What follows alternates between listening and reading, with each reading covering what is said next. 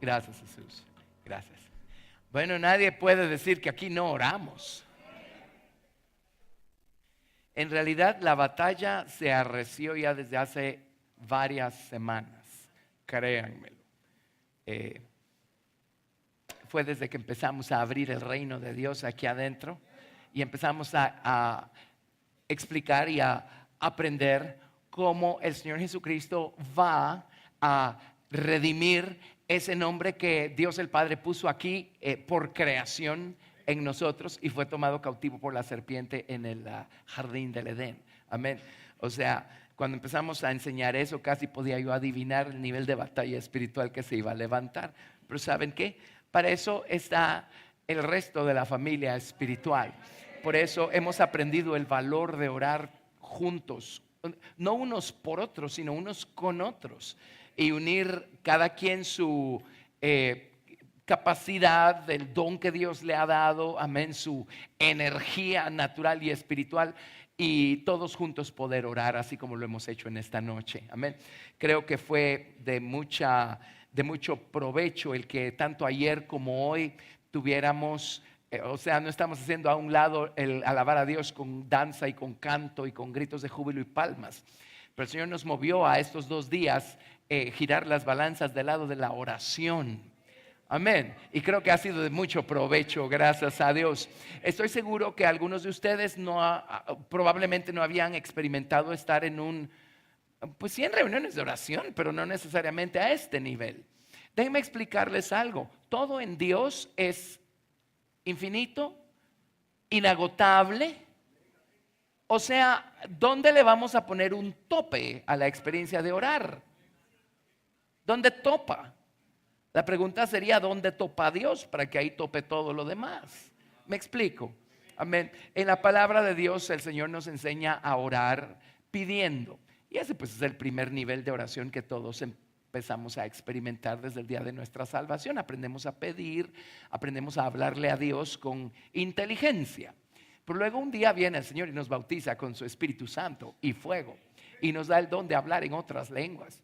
Y viene el apóstol Pablo y dice, ¿qué pues? Dice, oraré en el Espíritu y oraré con el entendimiento. Así es que no estamos haciendo a un lado el seguir pidiendo, pero a eso le agregamos otra dimensión.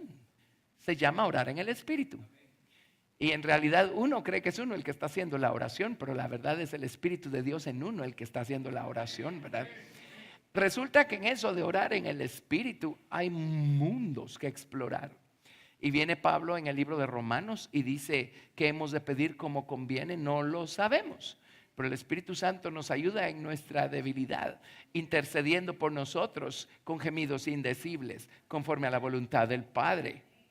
Ahí es donde empieza uno simplemente a volar a otros niveles, ¿verdad? En oración. Amén. Luego oyen ustedes a Pablo en el libro de Gálatas decir cosas curiosas. Dice, oh Gálatas insensatos, dice, ¿verdad? Les dice, ¿quién los fascinó, verdad? Para seguir otro evangelio. Pero luego viene y dice, ¿saben qué? Por ustedes estoy sufriendo dolores de parto para que Cristo sea formado en ustedes. ¿A qué se refiere? O sea, no es que le doliera nada. Pero ese es otro nivel de oración. Amén. Y luego uno a su experiencia personal le suma la experiencia del hermano que tiene uno a la derecha, del otro hermano que tiene uno a la izquierda, y juntos sumamos nuestra experiencia espiritual y eso nos catapulta a totalmente otro nivel. Amén. Es lo que hemos experimentado en esta noche, gracias a Dios. Ahora, ¿por qué? Porque igualmente a medida que va creciendo Cristo en nosotros, el nivel de batalla espiritual va incrementándose, no solo en cantidad, en dimensión también. Si han leído su libro de Apocalipsis y ahora no tienen excusa porque les dimos un bosquejo general de todo el libro.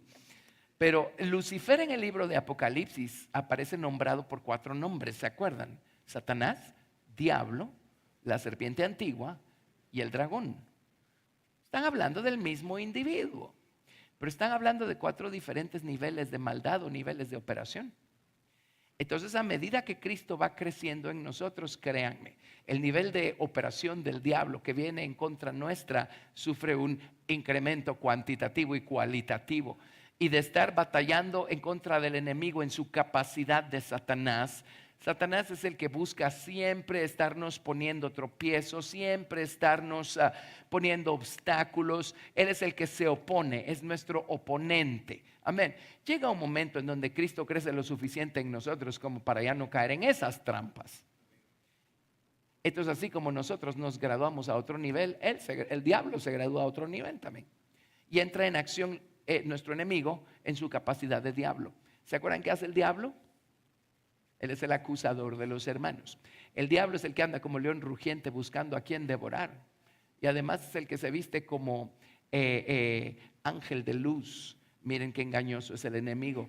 Pero, o sea, si no logra frenarnos y desalentarnos y hacer que nosotros elijamos salirnos del camino, entonces va a empezar a acusarnos, va a empezar a condenarnos.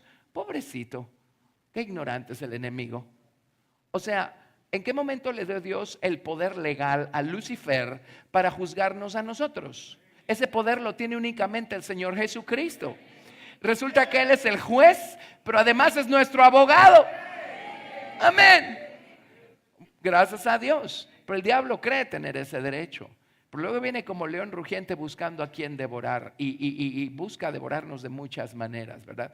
Ahora, cuando seguimos creciendo en Cristo y Cristo sigue creciendo en nosotros, nos graduamos de ese nivel, gracias a Dios, y esos trucos ya no funcionan con nosotros. ¿Cierto? No lo digo arrogantemente, pero es que así funciona. Pero entonces el enemigo se gradúa al siguiente nivel. A ver, Satanás, diablo, ¿cuál toca? Serpiente.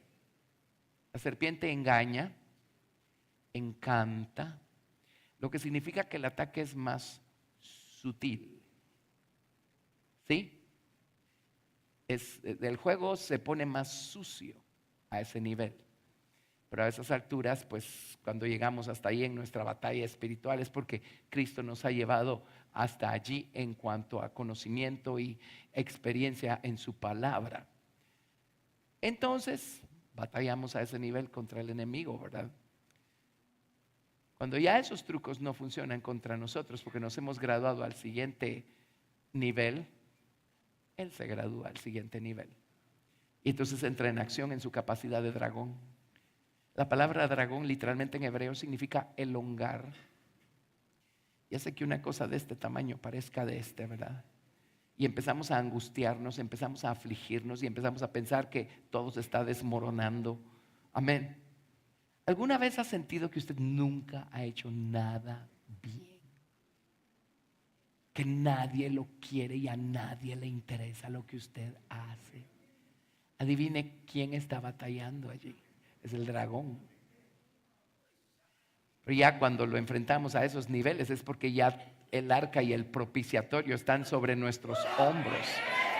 Amén. Entonces todo lo que hacemos es ponernos sumisos bajo la maravillosa soberanía del Señor Jesucristo y decirle: Señor Jesús, tú eres mi Señor, mi amo, mi roca. Jehová es mi luz y mi salvación. ¿De quién temeré? Amén. Pero así funciona. Ahora, al mismo tiempo Dios va levantando más y más gente y se van uniendo más y más personas al ejército de Dios. Y entonces cobra un valor nuevo el hecho de orar en este ámbito público congregacional, ¿verdad? Amén. Uno nunca deja de orar en lo privado, en lo secreto, eso por supuesto, ¿verdad?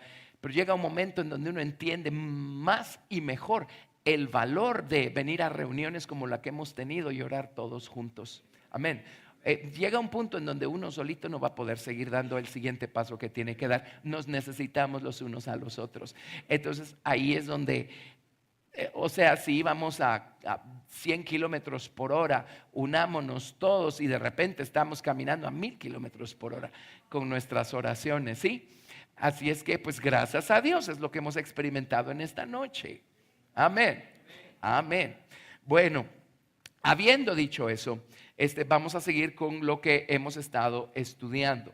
Y si son tan amables, vamos a ver. Hoy sí vamos a usar nuestro manual. ¿Y saben qué se me olvidó decirles? Seguro ya se dieron cuenta que el texto está solo de un lado y del otro lado está la hoja en blanco. Pues no es porque nos sobre el papel, ¿verdad? Es para que ahí hagan sus anotaciones. Amén, se los debía haber dicho ayer y no se los dije, perdonen. Pero ahora agarren todo lo que anotaron en otro lado y lo pasan a su paginita de este lado. Así se les queda más. Amén.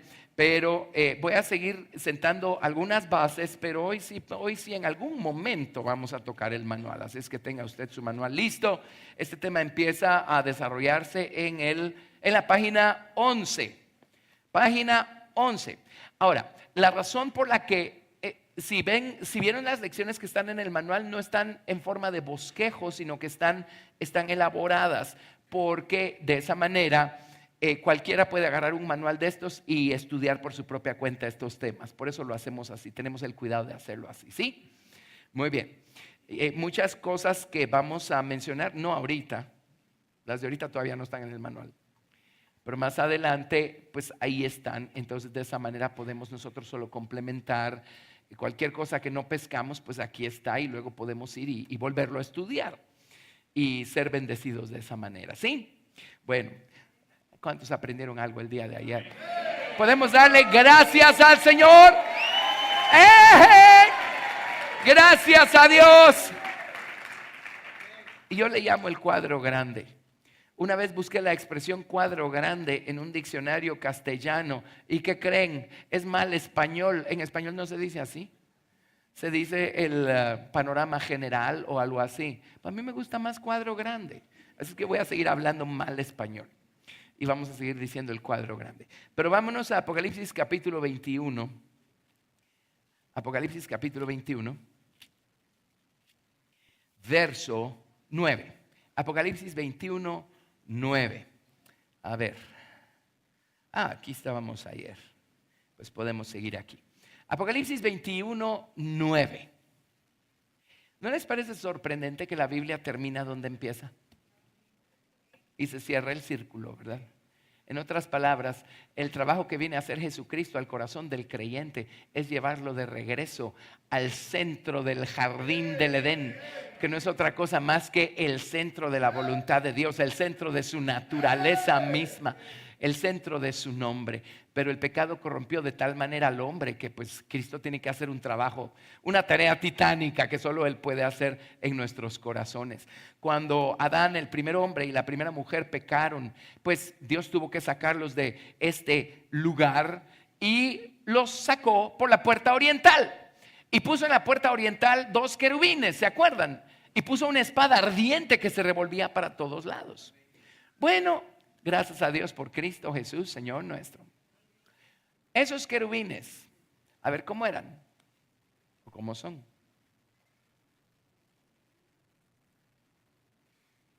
Son similares a los 4 seres vivientes que menciona el libro de Ezequiel. Tienen un rostro de león, tienen un rostro de hombre, tienen un rostro de águila y tienen un rostro de buey. ¿De acuerdo? Entonces, en la puerta que lleva al hombre de regreso a Dios, hay un león, un hombre, un buey y un águila. Y si conocen algo de historia, ustedes sabrán que las 12 tribus de Israel, cuando acampaban alrededor del tabernáculo, acampaban debajo de estandartes. El estandarte de la tribu de Judá era un león. El estandarte de la tribu de Rubén era un hombre. El estandarte de la tribu o del campo de Dan era un águila. Y el estandarte de la tribu de Efraín era un buey. Ahora, ¿cuántos saben por qué hay 4 evangelios? Y la gente viene y dice, ay, hay 4 evangelios, porque no hay solo uno. Porque hay 4 aspectos del Señor Jesucristo, para lo cual necesitamos 4 evangelios. Cada uno se especializa en enfatizar uno de esos 4 aspectos. Y resulta que el evangelio de Mateo enfatiza a Jesucristo como el Rey de Reyes o el león. A ver, el evangelio de Mateo, Marcos. El evangelio de Marcos enfatiza al Señor Jesucristo como Marcos es el hombre o el siervo. Marcos es el siervo sufriente o el siervo fiel o el buey. Lucas enfatiza al Señor Jesucristo como el Hijo del Hombre. el hombre del estandarte de la tribu de Rubén. Amén. Y Juan enfatiza al Señor Jesucristo como el Hijo de Dios o el águila. Entonces, ¿cómo entramos de regreso nosotros al Padre? Hay un león, un buey, un hombre y un águila guardando la entrada de regreso al Padre. Bueno, todo lo que tiene que hacer es tomarse de la mano del Rey de Reyes, del Hijo del Hombre, del Hijo de Dios, amén, y del siervo fiel, y entrar marchando de regreso al huerto del que el hombre salió un día. Amén. ¿Lo ven? Gracias a Dios por Cristo Jesús, Señor nuestro. Amén. Muy bien. Pero Apocalipsis capítulo 21, verso 9. Muy bien. Vino entonces a mí uno de los 7 ángeles que tenían las 7 copas llenas de las 7 plagas postreras y habló conmigo diciendo: ven acá, yo te mostraré la desposada, la esposa del Cordero. Y me llevó en el espíritu a un monte grande y alto y me mostró la gran ciudad santa de Jerusalén, que descendía del cielo, de Dios, teniendo la gloria de Dios. Y su fulgor era semejante al de una piedra preciosísima, como piedra de jaspe, diáfana como el cristal. Tenía un muro grande y alto con, 12 puertas. 12 puertas. Y en las puertas 12 ángeles y nombres inscritos que son los de las 12 tribus de los hijos de Israel. Al oriente 3 puertas, al norte 3 puertas, al sur 3 puertas y al occidente 3 puertas. Si nos saltamos por favor al versículo 21, las 12 puertas eran 12 perlas. Ahora, ciertamente están describiendo un lugar, pero están describiendo gente, porque la nueva ciudad es la esposa. Amén. Bueno, 12 perlas. A ver, si queremos estudiar el tema de las perlas, ¿a dónde tendríamos que irnos en la palabra de Dios? Y esta es la llave número 1 para entender las escrituras. El hecho que la Biblia se explica con la Biblia misma. ¿Saben por qué perdemos tanto el tiempo especulando o creando toda clase de suposiciones? Porque no entendemos que la Biblia se explica con la Biblia. Es que todavía no he visto en la Biblia la explicación para esta otra porción de la Biblia. Bueno, sea paciente y espere. Cuando menos sienta la va a tener. Se va a tropezar en su estudio diario con la respuesta que usted estaba necesitando. Pero no busque la respuesta afuera de la escritura, si no vamos a especular. Amén. ¿A dónde tendríamos que irnos nosotros para estudiar este tema y ver de qué nos está hablando el Señor? ¿Cómo es que debemos nosotros edificar esta nueva ciudad alrededor de nuestra vida? Miren, regresemos un poquito en nuestra historia que empezamos narrando el día de ayer. Pero cuando entró la serpiente al huerto, porque encontró las puertas abiertas y encontró que el lugar no estaba cerrado y cercado, y se logró meter a este huerto de aquí adentro, al corazón y a la voluntad humanas. Cuando la serpiente logró que el hombre actuara contrario a la voluntad de Dios, en ese momento la serpiente consiguió que la voluntad o la naturaleza humana o el yo se sentara en el trono. Amén. Y la serpiente tomó cautivo ese reino de Dios que está entre nosotros. Amén. Hace poco les expliqué que el hecho que Adán y Eva se hicieron delantales, ¿se acuerdan? Cuando se vieron desnudos. La palabra delantales en idioma hebreo literalmente significa armaduras. El hecho que ellos se armaron por fuera, a mí me dice que ellos inmediatamente empezaron a armarse o a fortalecerse por dentro, y así funciona el orgullo humano. Una vez el yo o el ego está entronizado, empieza a levantar una serie de fortalezas que lo hagan sentirse seguro y resguardado. Amén. Entonces viene la gente a tener algún tipo de contacto con nosotros solo para encontrarse con una fortaleza. Viene el Señor buscando hablarnos y muchas veces, ¿qué encuentra en el hombre? Una fortaleza. De aquí no pasas. ¿Por qué? Porque mientras esté la fortaleza levantada, El yo se va a sentir muy segurito en el trono, creyéndose Dios, ¿verdad? El problema es que nadie le hace caso. Entonces se enoja. Nuestro enojo da testimonio de cuántas veces nos hemos creído Dios sin serlo. Por eso nadie nos hace caso. Amén. Bueno, entonces en el caso nuestro hoy, gracias al primer Adán, nos encontramos con una ciudad fortificada alrededor de nuestro orgullo que necesita ser conquistada. Esos muros necesitan ser derribados. Pero por el otro lado, cuando Cristo llega a nuestro corazón y establece su reino en este otro rincón de nuestro corazón, ¿verdad? Cuando crea un hombre nuevo adentro y establece su reino allí, el Señor Jesucristo quiere que empecemos nosotros a fortalecer, a fortificar ese tesoro que Él ha puesto en este vaso de barro, y empezamos a levantar muros y empecemos a cerrar puertas. ¿De acuerdo? Entonces es una tarea doble. Número uno, hay que derribar las fortalezas que hay alrededor de el yo que está sentado en el trono, en nuestro viejo hombre. Pero número dos, hay que empezar a edificar muros y a cerrar puertas alrededor de Cristo en nosotros, que está en nuestro nuevo hombre. Amén. ¿Está claro? Muy bien. Por eso es que si dejan un dedo en Apocalipsis 21, ¿trajeron sus dedos? Ok. Y nos vamos a Jeremías capítulo 1. Viene el Señor y le dice a Jeremías: Jeremías, te voy a explicar para qué sirve la palabra de Dios.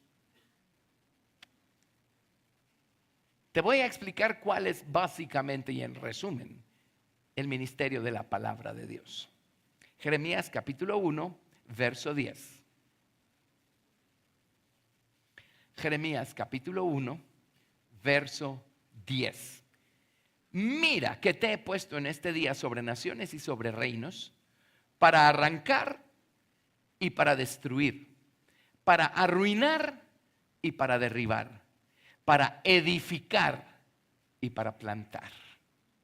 La palabra de Dios hace dos cosas. Es una balanza. En un lado de la balanza derriba y destruye y arranca. En el otro lado de la balanza edifica y planta. Amén. Así es que no crea que la palabra de Dios solo está para edificar y plantar. Primero tiene que arrancar y tiene que destruir algo. Y tampoco suspiremos, porque la palabra de Dios no solamente viene a arrancar y a derribar. Amén. Viene a edificar y a plantar. ¿Está claro? Muy bien. Estamos dejando a un lado el hecho de derribar las fortalezas que se levantaron alrededor del ego o del yo. Acá hemos enseñado ya bastante acerca de eso, así es que por eso ayer les dije, pues escuchen los mensajes de un mes para acá más o menos, y ahí estamos tratando con ese tema. Ahora nos vamos a ocupar de cómo edificar esas 12 puertas de perla alrededor de nuestro muro. Amén. Amén. Una vez entramos por la puerta que es Jesucristo, y ayer aprendimos por qué el Mesías tenía que venir de la tribu de Judá. Amén. ¿Qué es Judá? Sino el nombre del Señor con la puerta. Con la puerta. Amén. Pero vamos a aprender a edificar lo que tenemos que edificar, a levantar lo que tenemos que levantar alrededor de Cristo, el hombre nuevo que está en nosotros. Amén. Muy bien. Iba a explicar otra cosa, pero mejor entremos en materia.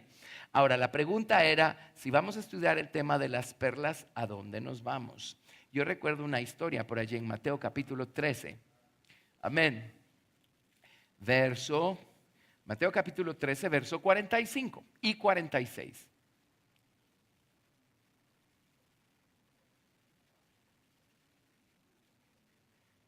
Ahora vamos a ver cómo edificar esas 12 puertas alrededor de nuestro corazón.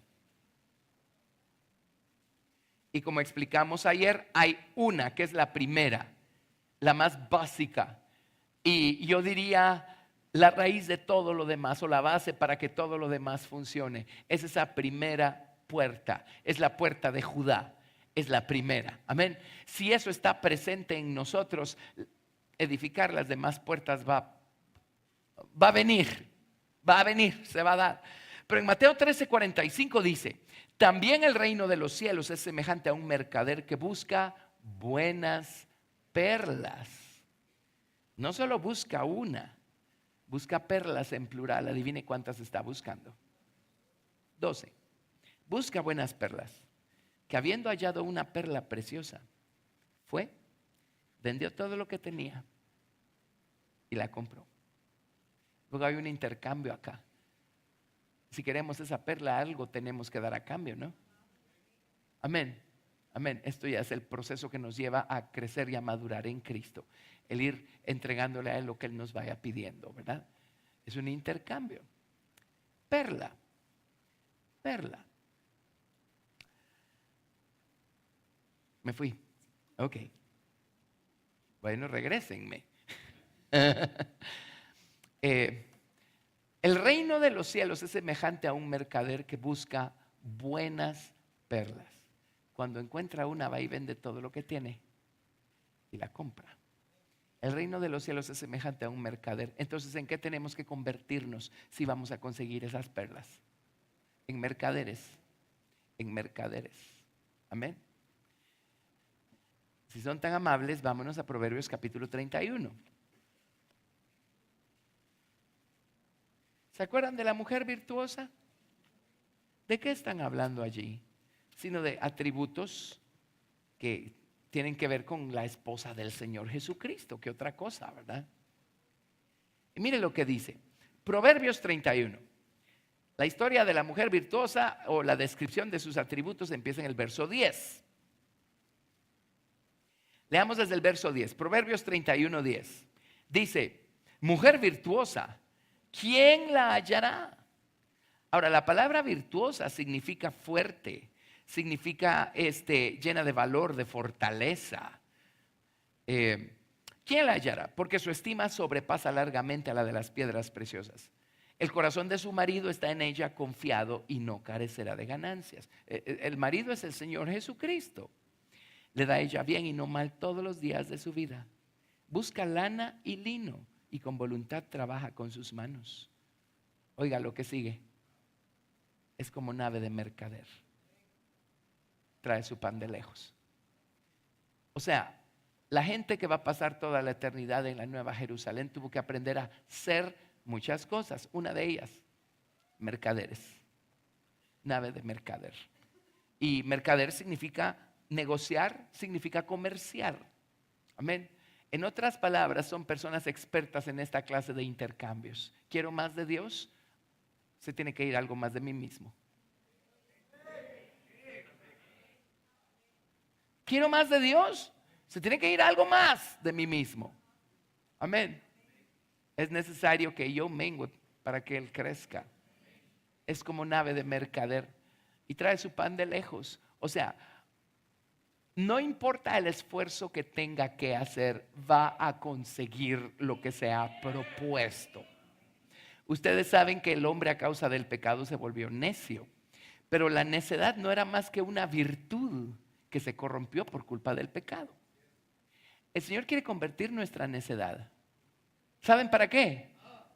Para hacernos ahora sí ser verdaderamente necios, nada más que para la causa correcta. El diablo es necio. Dios espera que nosotros seamos más necios todavía. Y no importa cuánto se oponga, no importa cuánto nos acuse, no importa cuánto trate de seducirnos para sacarnos del camino, en Cristo podemos ser aún más tenaces. Amén. Y seguir fortaleciendo nuestra elección por Cristo hasta llegar a donde tenemos que llegar. Pero es como nave de mercader. Amén. Trae su pan de lejos. Así es que para entrar al reino de los cielos o a la nueva ciudad, una de las virtudes que se tiene que formar en nosotros es que tenemos que ser mercaderes. De esa manera vamos consiguiendo nuestras 12 puertas de perlas. ¿De acuerdo? Bueno, esto significa que estas 12 puertas que tenemos que formar en nuestro muro tienen conexión con las parábolas. Amén. Y yo por mucho tiempo pensé que habían 12 parábolas. Cuando empecé a entender esto, dije, esto me lleva a las parábolas. Ahí está la respuesta de cómo edificar estos muros. Y empecé a leer las parábolas y empecé a contar las parábolas. Y cuando ya iba por la número 13, la número 14, la número 15, la número 16, la número 17, dije, aquí hay un problema. que no he logrado conciliar. Amén. Bueno, miren, gracias a Dios por la doctora Hicks y por lo que Dios le ha dado. Amén. Ella lo concilió. Así es que no tenemos por qué en ese sentido descubrir el agua azucarada. Hay 12 categorías de parábolas. Todas las parábolas encajan perfectamente bien en 12 categorías. Y esas son las perlas que tenemos que ir edificando en nuestro muro. Amén. Así es que eso es lo que tienen aquí en su manual. Ahora, ¿qué es una parábola? Parábola, les traje algunas definiciones. Una muy sencilla es una historia terrenal con un significado celestial. Una historia terrenal con un significado celestial. Imposible para nuestra mente humana entender las cosas infinitas, eternas. Entonces, el Señor nos enseña mucho a través de parábolas, de alegorías, de cosas reales que hay en la naturaleza y en la vida diaria para poder hacer la conexión y obtener una lección moral de aquello y conectar a con B y decir, ya entendí el principio, ya entendí el principio. Amén. ¿Por qué son tan valiosas las parábolas? Ahora, déjenme decirles otra cosa. Yo he escuchado, ya no, pero hace años escuché personas que decían, es que de una parábola no podemos sacar doctrina, porque solo es una parábola.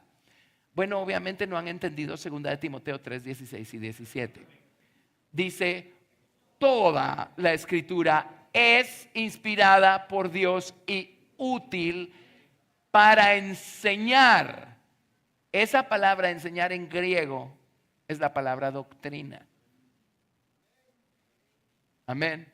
Así es que toda la escritura es útil para doctrina, incluyendo las parábolas. Una vez nos tocó compartir, fue en otro país, fuimos a enseñarle a un grupo de pastores y no, fue aquí, ya me acordé dónde fue.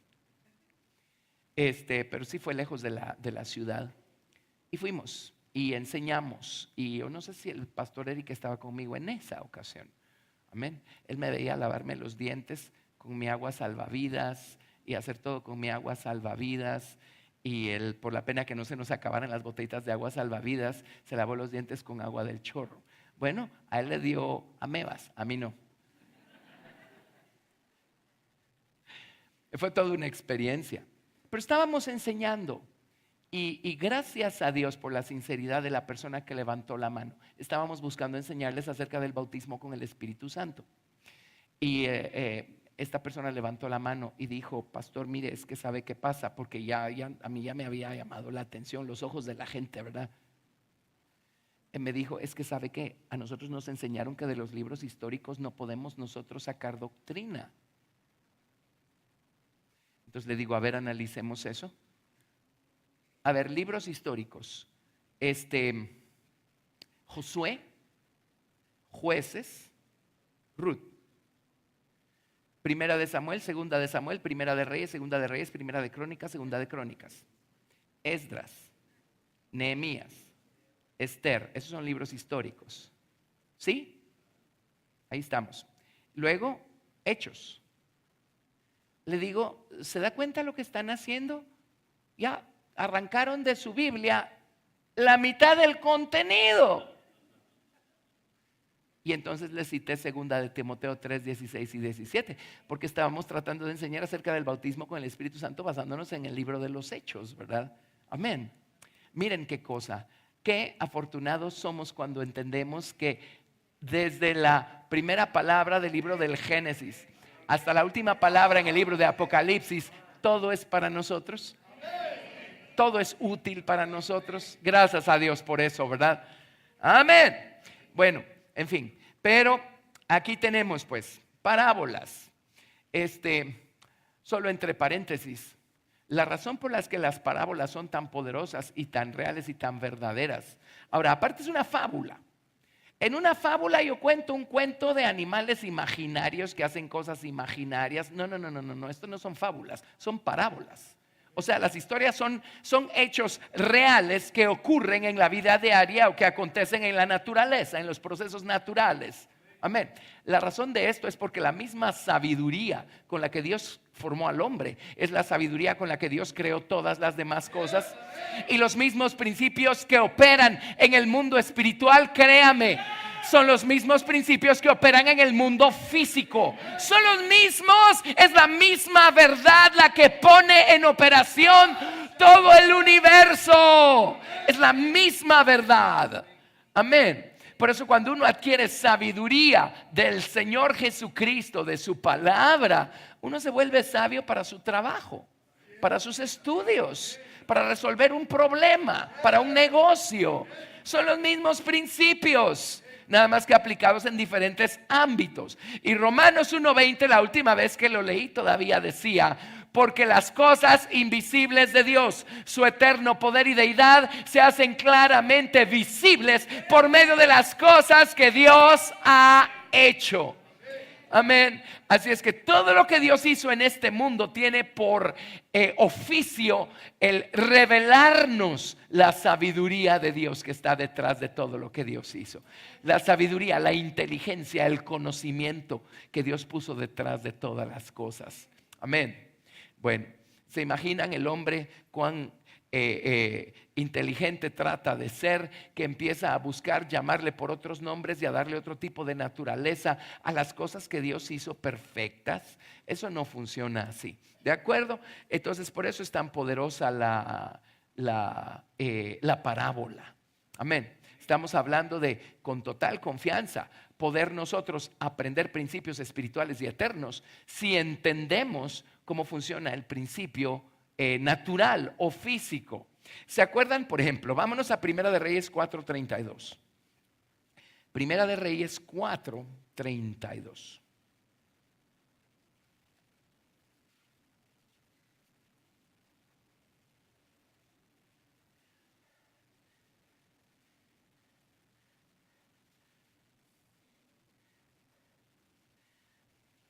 Bueno, leamos desde el 29 para tener un poco de contexto acá. Esta es una porción que a mí me ha vuelto loco de felicidad desde que la descubrí.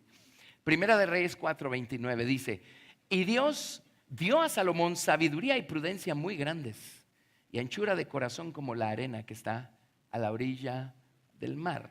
Ahora, si nos saltamos al verso 32, dice: y compuso 3,000 proverbios, y sus cantares fueron 1,005. También disertó sobre los árboles, desde el cedro del Líbano hasta el hisopo que nace en la pared. Asimismo disertó sobre los animales, sobre las aves, sobre los reptiles y sobre los peces. Ahora, él no estaba perdiendo su tiempo, ni estaba buscando convertirse en biólogo o en botanista o lo que sea. ¿Sí? No. Él lo que estaba encontrando era la sabiduría divina detrás de cada pececito y de cada pajarito y de cada florecita.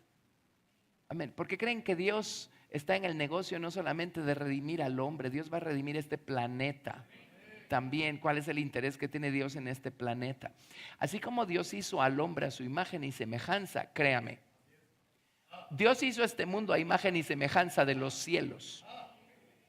Pero a causa del pecado todo quedó sujeto a vanidad, como dice el libro de Romanos. Amén. Pero toda la creación está gimiendo y está con dolores de parto.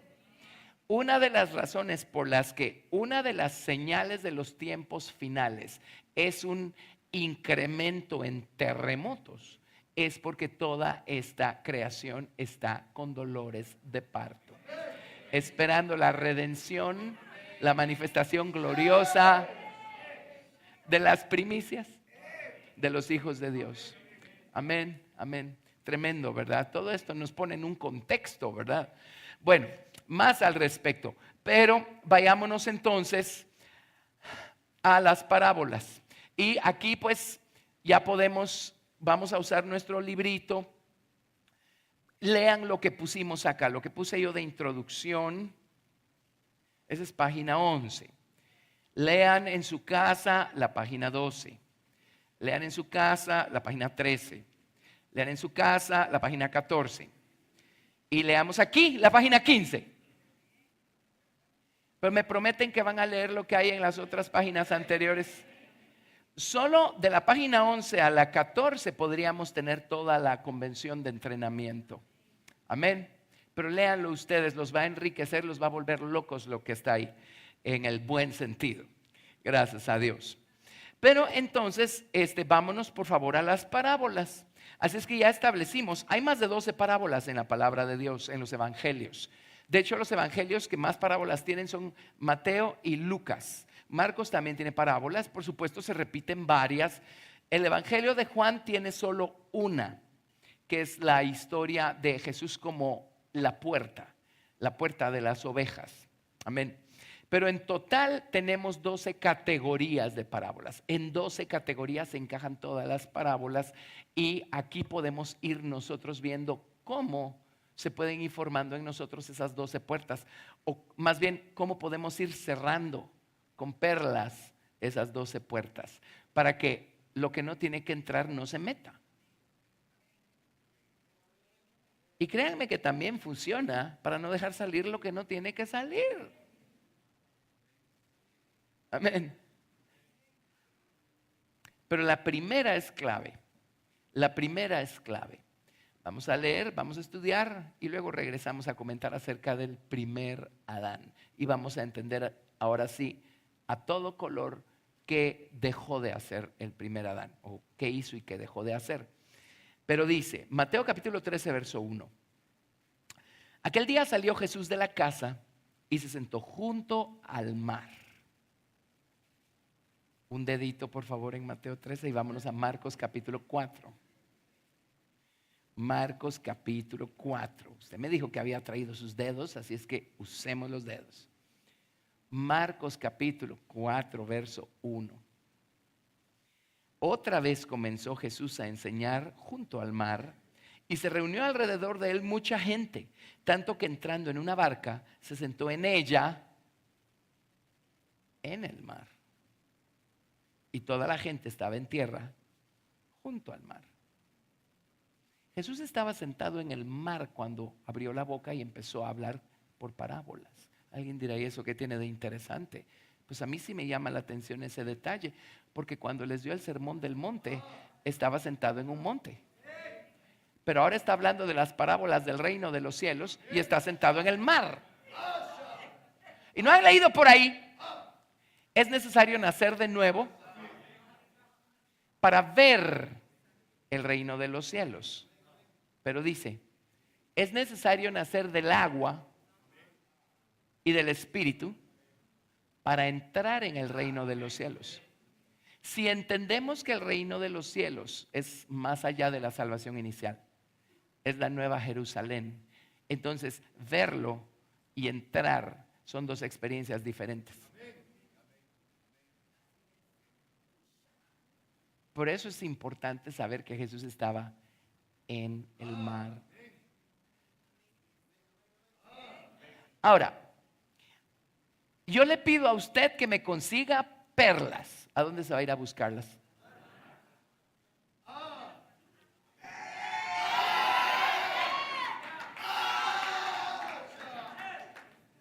Al mar. ¿A dónde más? Amén. Espéreme, regresemos a las páginas que le dije que se salté.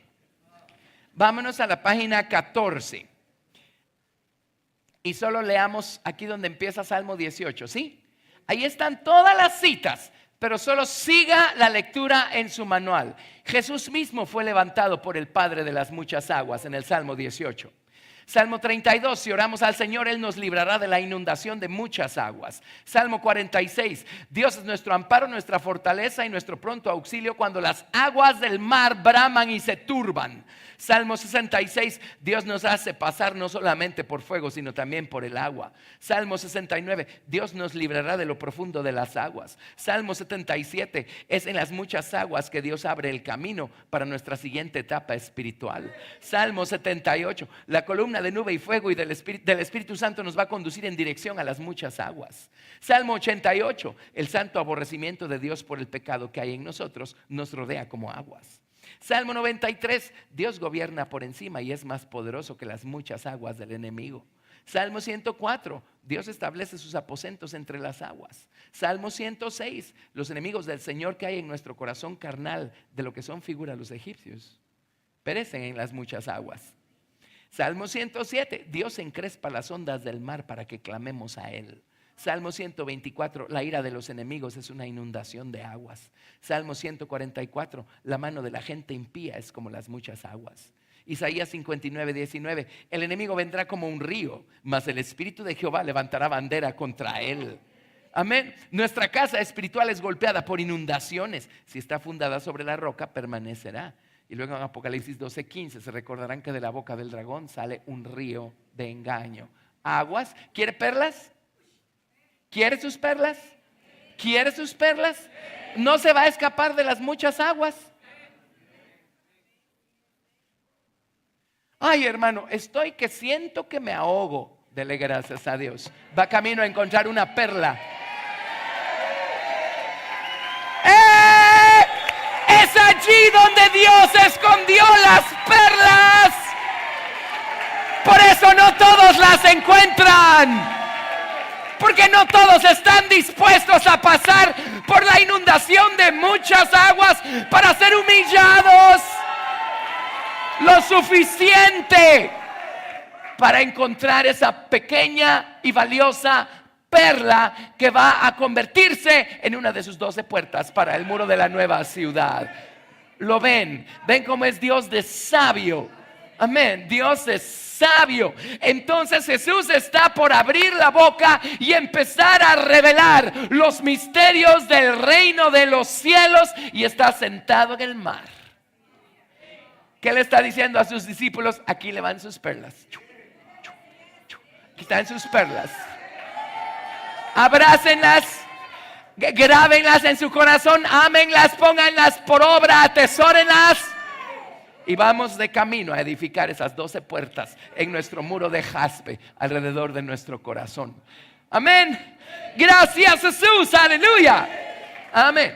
Bueno, Mateo 13. Esta es la primera parábola. La primera parábola, que es la parábola del sembrador, corresponde con la primera puerta. Cada una de esas puertas, son 12 puertas. Cada una tiene el nombre de una de las 12 tribus de Israel. Cada una tiene un ángel y cada una es una perla. Amén. Entonces, la primera puerta es la puerta de Judá. Ya lo vimos, corresponde al orden en el que acampaban las tribus alrededor del tabernáculo. Es la puerta de Judá, y Judá significa alabanza, por supuesto, pero también significa alabado o celebrado. Amén. Judá, esa es la primera. Y en esta puerta de Judá, o para esta puerta, en esta categoría tenemos únicamente esta parábola, la parábola del sembrador. Del sembrador. Entonces ahora van a ver con mayor claridad lo que les expliqué ayer acerca de lo que Adán dejó de hacer. Conocemos el contenido de esta parábola, hemos comido de esta parábola por años.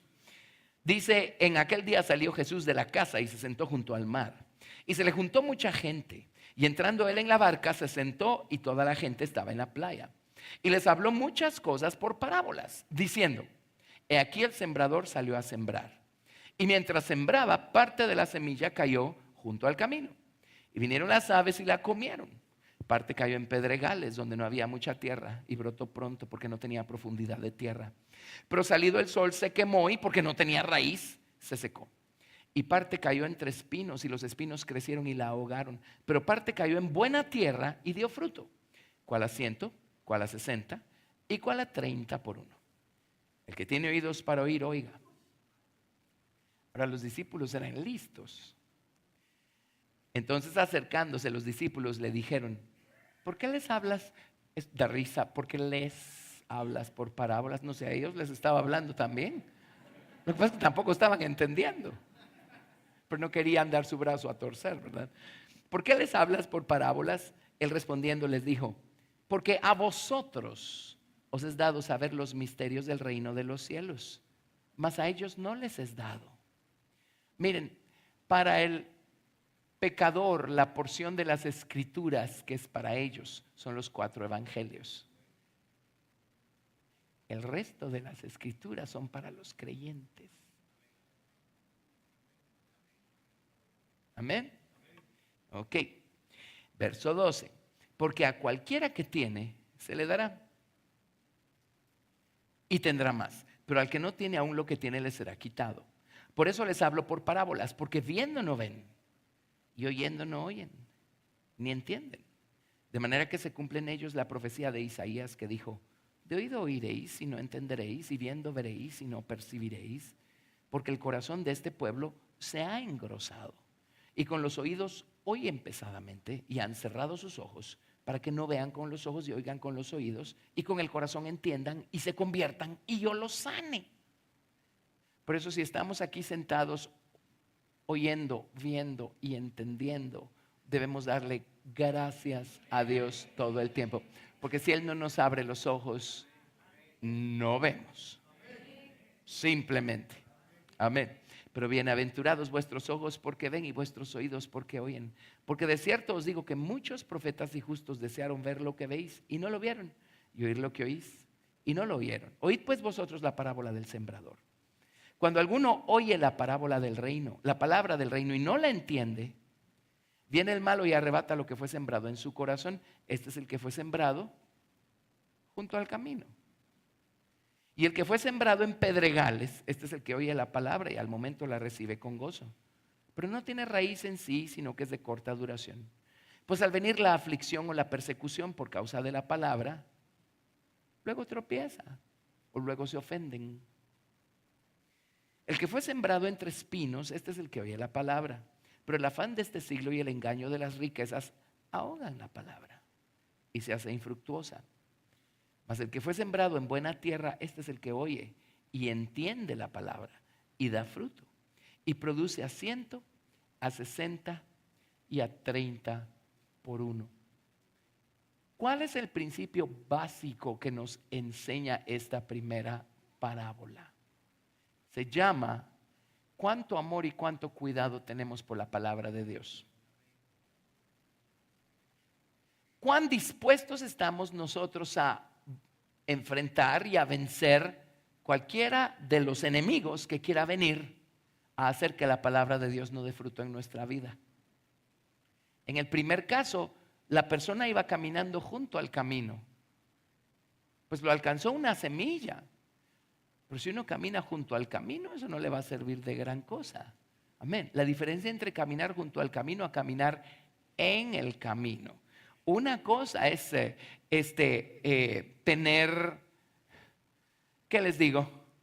Aprecio y afecto por lo que uno está oyendo acerca del Señor Jesucristo, pero otra cosa es ser uno seguidor del Señor Jesucristo y estar en el camino juntamente con Él. Así es que si amamos la palabra de Dios y nos damos cuenta que estamos perdiendo cada semilla de verdad que está llegando en dirección nuestra, tenemos que examinarnos y decir: ¿no será que tengo los pies afuera del camino y realmente no estoy caminando en el camino? Luego, en el segundo caso, había pedregales. Entonces, igual, si vemos que la palabra de Dios al principio nos produce gozo, pero no pasa de ser más que una experiencia etérea y pasajera. Si amamos la palabra de Dios, vamos a examinarnos a nosotros mismos y vamos a decir: Señor, ¿qué puedo hacer para librarme de esta dureza que hay aquí adentro? Amén. En el tercer caso, resulta que la palabra empezó a crecer un poquito más, pero al mismo tiempo crecían los afanes, ¿verdad? En los otros evangelios, aquí hablan de el engaño de las riquezas y el afán de este siglo. Marcos habla de las codicias de otras cosas y Lucas habla de los placeres de la vida. Entonces, si nuestro entendimiento de la palabra de Dios llega hasta cierto punto y no pasa de allí, porque después vamos a encontrar que otra vez nuestra mente y nuestros afectos están puestos en nuestras actividades económicas y ese tipo de cosas. Si amamos la palabra de Dios, vamos a detenernos y a tomar nota y a decir: Señor, esto tiene que cambiar, pues. Esto tiene que mejorar. Amén. E igualmente, si cae en buena tierra, pero en vez de dar fruto al 100 por uno, solo se queda dando fruto al 30 por uno, alguien que es listo va a decir: Señor, yo me estoy quedando corto. Amén. Ayúdame. Ayúdame. Amén. Nuestro amor por la palabra de Dios. Ahora examinemos a Adán. Viene el Señor y le dice: tienes que labrar el huerto, tienes que guardar el huerto, tienes que comer libremente de todo árbol que está en el huerto y tienes que abstenerte a comer del árbol de la ciencia del bien y del mal. Esa es la palabra de Dios. ¿Cuánto amó Adán la palabra de Dios? No labró el huerto, no guardó el huerto, no comió del árbol de la vida y sí comió del árbol de la ciencia del bien y del mal. ¿Cuánto atesoró la palabra de Dios? Ahora, cuando atesoramos la palabra de Dios, ¿cuál es la conexión entre esto y la tribu de Judá o la alabanza? No hay nada que produzca más gozo y gratitud que la palabra de Dios cuando ésta empieza a cobrar vida. Y empieza a iluminar nuestra mente, nuestro corazón. Y empezamos a ver la sabiduría de Dios. Y empezamos a entender los caminos de Dios. No hay cosa que produzca mayor alabanza que el trabajo de la palabra de Dios en nuestros corazones.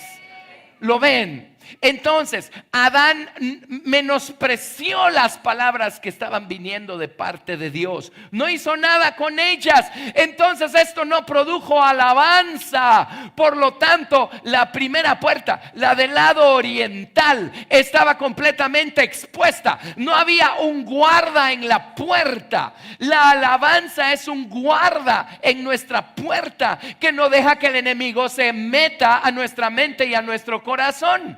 Llegó la serpiente, encontró descubierta esa puerta, se coló. Amén. Se metió y el resto es historia, ¿verdad? Por esa misma puerta sacó Dios a Adán de su presencia. Amén. Ahora esa es la primera puerta que tenemos que edificar en nuestra vida. Porque si la palabra de Dios la estamos atesorando y esto está produciendo alabanza y gratitud en nosotros, hermanos, esa alabanza se está convirtiendo en una perla, se está convirtiendo en un guarda. ¿Se acuerda que habían ángeles en cada una de esas puertas? Amén. Y entonces nuestra ciudad está resguardada. El enemigo no va a entrar. Amén. Esta es la primera, más básica y fundamental de todas las puertas. Es nuestro amor por la palabra de Dios y el efecto que esto está produciendo en nosotros. Amén. Esta puerta, edificar esta primera puerta va a garantizar que todas las demás puertas tarde o temprano lleguen a su lugar. Amén. Vamos a estudiar todas las demás. Si Dios nos ayuda, vamos a ver las 12 en estos días que nos quedan. ¿Está claro este principio? Entonces, por eso Adán no alabó al Señor. Entonces la puerta estaba descubierta. Amén. Mire, alabe al Señor. La Biblia dice: dad gracias en todo, porque esta es la voluntad de Dios para con vosotros en Cristo Jesús. Amén. En el momento en el que empezamos a dejar de dar gracias en todo, nuestras puertas empiezan a quedar expuestas y se cuelan toda clase de ideas, toda clase de sentimientos, toda clase de todo. Amén. Y no queremos eso. Así es que esa es la primera puerta. Ahora, examinemos un principio que ilustra esto en Segunda de Crónicas capítulo 29. Segunda de Crónicas 29. El rey Ezequías es uno de mis personajes favoritos. Tengo como 85 personajes favoritos aquí en la palabra de Dios. Este es uno de ellos. Cada vez que voy entendiéndolos se convierten en mis personajes favoritos. Y este es uno de mis personajes favoritos. Fue un rey, a mi parecer, después de Salomón, Ezequías, en lo que hizo. Amén. Segunda de Crónicas, capítulo 29, del verso 1 al 8. Y Ezequías subió al trono de Judá y heredó un desastre, porque el pueblo de Israel le había dado la espalda a Dios y estaban felices haciendo lo que todas las demás naciones vecinas estaban haciendo y adorando sus dioses y sus ídolos, y habían descuidado por completo el santuario de Dios y la adoración a Dios. Eso es lo que heredó Ezequías cuando subió al trono. Segunda de Crónicas 29, 1. Comenzó a reinar Ezequías siendo de 25 años y reinó 29 años en Jerusalén. El nombre de su madre fue Abías, hija de Zacarías, e hizo lo recto ante los ojos de Jehová conforme a todas las cosas que había hecho David su padre. En el primer año de su reinado, en el mes primero, abrió las puertas de la casa de Jehová y las reparó, e hizo venir a los sacerdotes y levitas y los reunió en la plaza oriental y les dijo: oídme, levitas, santificaos ahora y santificad la casa de Jehová, el Dios de vuestros padres, y sacad del santuario la inmundicia. Porque nuestros padres se han rebelado y han hecho lo malo ante los ojos de Jehová nuestro Dios, porque le dejaron y apartaron sus rostros del tabernáculo de Jehová y le volvieron las espaldas. Y aún cerraron las puertas del pórtico y apagaron las lámparas, no quemaron incienso, no sacrificaron holocausto en el santuario al Dios de Israel. Por tanto, la ira de Jehová ha venido sobre Judá y Jerusalén y los ha entregado a turbación, a execración y a escarnio, como veis vosotros con vuestros ojos. Esas puertas estaban cerradas, pero si tenían que repararlas, o sea, tenían fisuras. Digamos, hagámoslo así, ¿verdad? Para referencia. Las puertas tenían fisuras. Entonces, se había colado toda clase de inmundicia al santuario. Adentro del santuario estaba todo lo que no tenía que estar. Amén. Y si nuestras propias puertas tienen fisuras y no hay un guarda que se llama alabanza. Amén. Cuando hay un guarda que se llama alabanza y viene el enemigo, ¿saben qué va a encontrar en la puerta? Un león. Un león. Amén. Viene el enemigo a tratar de meternos ideas. ¿No te parece que Dios es injusto contigo? Mira cómo te trata. Si perdemos nuestra alabanza, ¿saben qué va a pasar? Esas ideas se van a sembrar en nuestra mente y en nuestro corazón y nos van a sacar del ring. Pero si esa vocecita encuentra un león en la puerta, el león le va a rugir de regreso. Amén. La puerta de la alabanza. Alguien dirá, pero no tengo ganas de alabar al Señor cuando me encuentro en esa clase de estado. Bueno, yo les he insistido que tenemos que aprender a caminar con Dios por lo que sabemos, no por lo que sentimos. Y hay muchos momentos en la vida en los que no vamos a sentir nada. No vamos a sentir al Señor por ningún lado. Y Él lo provoca para que no nos enamoremos de nuestros sentimientos, para que nos enamoremos de Dios, para que no estemos solo buscando experiencias. Tenemos que buscar a una persona. De paso nos da las experiencias. Amén. Así es que, ¿qué va a hacer que el enemigo encuentre un león en la puerta? El abrazar la palabra de Dios, el amarla, el atesorarla, ponerla por obra, eso va a generar la alabanza que tiene que estar en nuestra puerta. Esa primera perla, amén, que tiene que estar en la puerta. Cuando viene el enemigo, lo que va a encontrar son alabanzas al Señor. Va, de acuerdo, no tiene ganas de brincar tan alto y de cantar tan fuerte, no importa. Pero tan alabanza es cantar como decir: Dios sigue siendo mi elección y yo no voy a dar un solo paso para atrás o para la derecha o para la izquierda. No importa que no lo sienta por ningún lado, no importa que no lo vea por ningún lado. Yo hoy afirmo mi elección por Dios. Hoy he hecho mi voto, he hecho mi piedrita blanca y voto por Dios. Él es mi elección. ¡Ey! Eso es tan alabanza como cantar cantos al Señor. Amén. Entonces el enemigo va a venir y va a encontrar un león. ¿Por qué? Porque hemos amado la palabra, hemos atesorado la palabra. Amén. Y la perla que se forma en nosotros cuando hemos trabajado y batallado por vencer a cualquier enemigo que pueda hacer que la palabra de Dios se quede infructuosa en nuestro corazón. La perla que recogemos que se forma allí es la perla de Judá, la perla de la alabanza. Amén, amén. Cualquier cosa que esté haciendo que la palabra de Dios no tenga el aprovechamiento en nuestra vida que debiera tener, ahí hay una batalla que tenemos que enfrentar. Amén. Si la enfrentamos, si demostramos nuestro amor por la palabra de Dios, entonces la alabanza va a estar allí en la puerta. Esa puerta va a estar cerrada, la puerta de Judá. Solo va a dejar entrar lo que tiene que entrar. Jesucristo va a estar a la puerta llamando: pase adelante, Señor. Amén. El diablo se va a poner en la puerta, usted quédese afuera. Ok. Ahora, en Ezequías se les coló en el santuario todo lo que no se tenía que colar. Toda la inmundicia estaba ahí adentro. ¿Por qué? Las puertas. Las puertas. Bueno, se levantaron los levitas, los sacerdotes sacaron del santuario la inmundicia.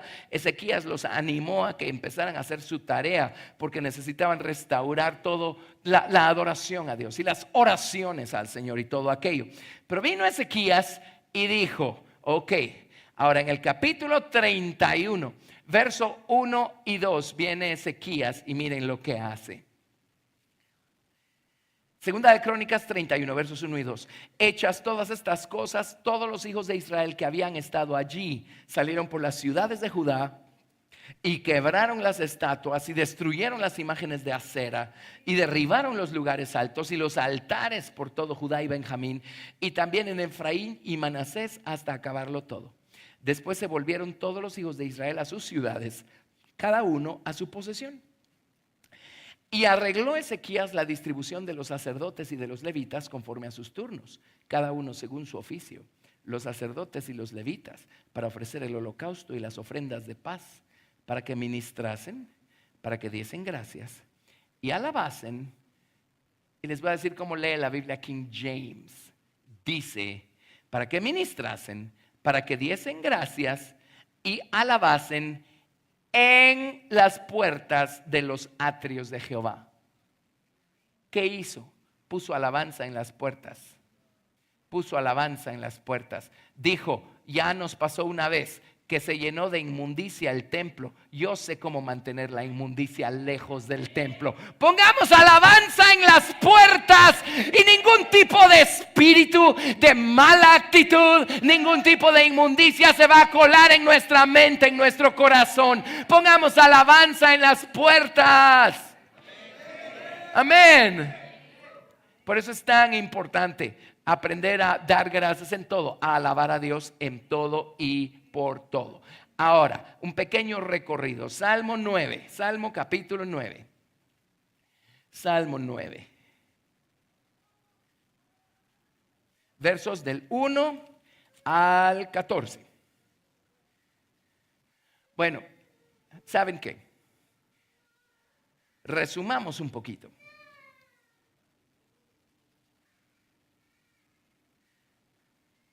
Leamos versos 13 y 14. Voy a resumir un poquito para lograr darles estas escrituras en los minutillos que quedan. Salmo 9, versos 13 y 14 dice: ten misericordia de mí, Jehová. Mira mi aflicción que padezco a causa de los que me aborrecen. Tú que me levantas de las puertas de la muerte, para que cuente yo todas tus alabanzas en las puertas de la hija de Sión y me goce en tu salvación. Yo quiero contar todas tus alabanzas en las puertas. ¿Cierto? Está hablando de contarla a todos los que entran y salen por la ciudad, etc. Pero ¿saben qué va a pasar? Cuando la esposa esté en su morada eterna y todo el resto de la gente esté en sus respectivas moradas eternas, ¿saben qué va a pasar? De las puertas de perla de la nueva ciudad. De la nueva ciudad no solo va a salir luz, va a salir sonido.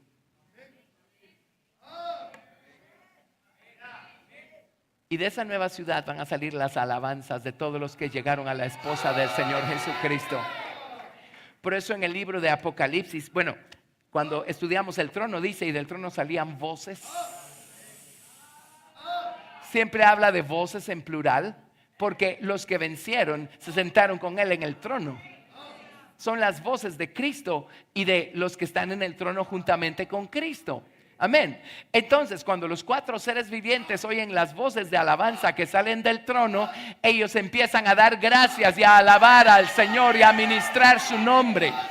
Cuando los 4 seres vivientes empiezan a alabar al Señor, entonces los 24 ancianos se quitan las coronas que tienen sobre sus cabezas y las echan a los pies del Señor Jesucristo y empiezan a darle gloria y honor y alabanzas a su nombre.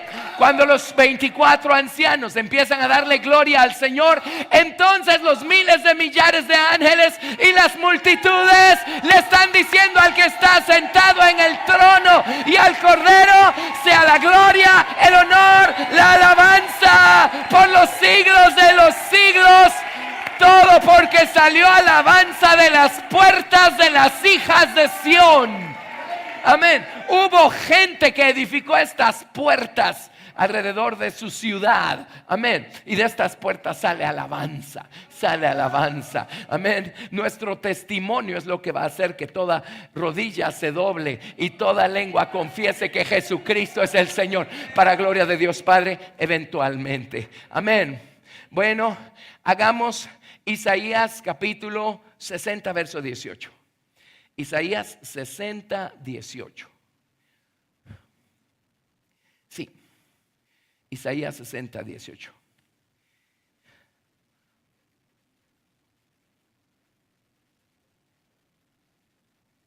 Isaías 60, 18. Vamos a leer hasta el verso 22. Dice: nunca más se oirá en tu tierra violencia, destrucción, ni quebrantamiento en tu territorio, sino que a tus muros llamarás salvación y a tus puertas alabanza. El sol nunca más te servirá de luz para el día, ni el resplandor de la luna te alumbrará, sino que Jehová te será por luz perpetua y el Dios tuyo por tu gloria. No se pondrá jamás tu sol ni menguará tu luna, porque Jehová te será por luz perpetua y los días de tu luto serán acabados. Y tu pueblo, todos ellos serán justos, para siempre heredarán la tierra, renuevos de mi plantío, obra de mis manos para glorificarme.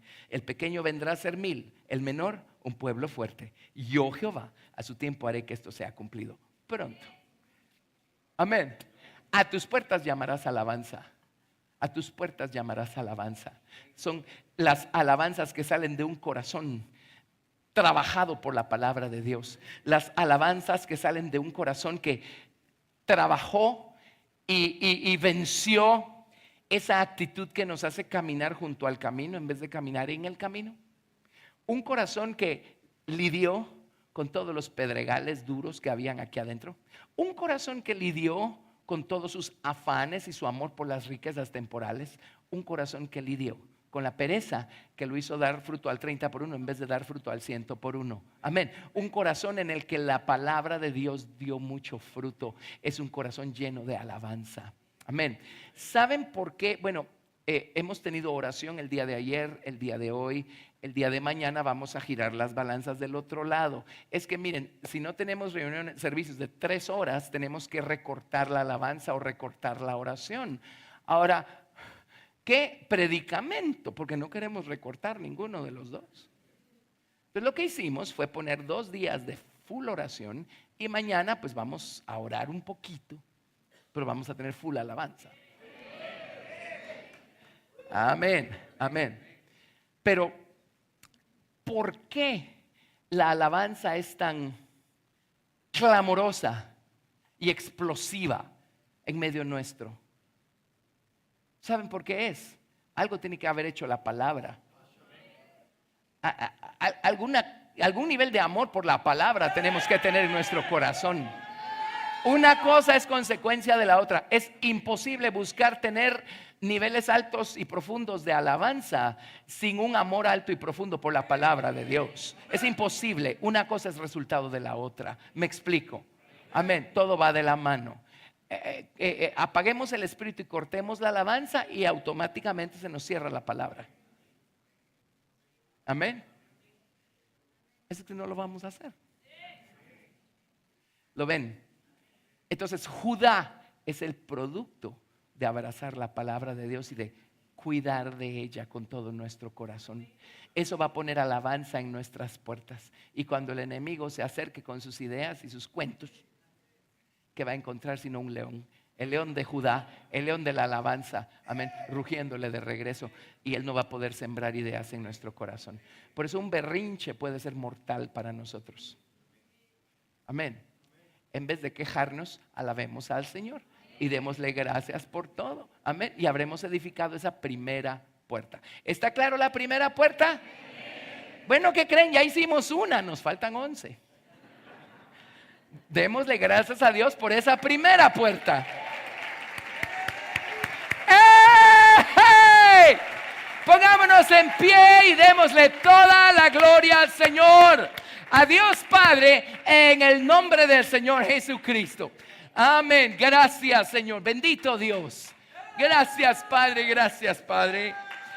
Eso es. Deje a un lado sus Plumas, lápices, cuadernos, libere sus manos, levántelas al Señor y dele toda la gloria. Gracias, Jesús, gracias, Jesús. Te damos la gloria, te damos gracias, te damos gracias, te damos gracias. Bendito Señor, bendito Jesús, gracias. Señor Jesús, gracias. Señor Jesús, gracias. Señor Jesús, ayúdanos, Señor, a hacer nuestra parte, batallando en contra de cualquier enemigo que pueda encontrar tu palabra en nuestro corazón, Señor. Bendito Señor, queremos que tu palabra dé mucho fruto en nosotros. Queremos amarla, cuidarla, atesorarla. Señor Dios, muéstranos cualquier cosa que esté dejando infructuosa tu palabra en nuestra vida, Señor Dios. Haznos verla para traerla al altar, para que tú nos sanes, bendito Señor, para que tu palabra dé mucho fruto en nosotros y se forme en nosotros la perla que lleva el nombre de alabanza. Alabanza, y haya alabanza en nuestras puertas. Señor Dios, bendito Dios, oramos, Señor, que haya un león, un guarda llamado alabanza alrededor de nuestra ciudad espiritual, Señor, en nuestras puertas. Señor, enséñanos a alabar tu nombre y a darte gracias por lo que sabemos que tú eres, Señor, para mantener lejos al enemigo, para mantener afuera de nuestro huerto a la serpiente. En el nombre de Jesús, Señor, gracias por hablarnos, gracias por instruirnos, gracias por tu maravillosa palabra escrita. Y gracias por el maravilloso, poderoso Consolador, el Espíritu Santo, quien nos guía a toda verdad y quien nos hace saber tus palabras. Señor, gracias por tu obra en nosotros. Gracias por todas tus bondades y misericordias. Gracias por este día. Gracias por tu amor, por la experiencia que nos has dado en oración, por la palabra que hemos recibido. Te damos gracias, te damos toda la gloria en el nombre de Jesús. Amén. Démosle toda la gloria al Señor Jesús. Gracias, Señor Jesús. Gracias, Señor Jesús. Gracias, Señor Jesús.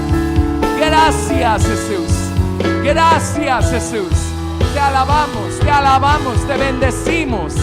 Te bendecimos, te bendecimos, te bendecimos. Te bendecimos, te bendecimos, te bendecimos. Gracias, Jesús. Gracias, Jesús. Gracias, Jesús. Te damos toda la gloria, todo el honor, Señor. Gracias, te amamos, te amamos, te amamos. Dios los bendiga a todos, Dios los guarde en su camino de regreso a casa. Los esperamos el día de mañana nuevamente.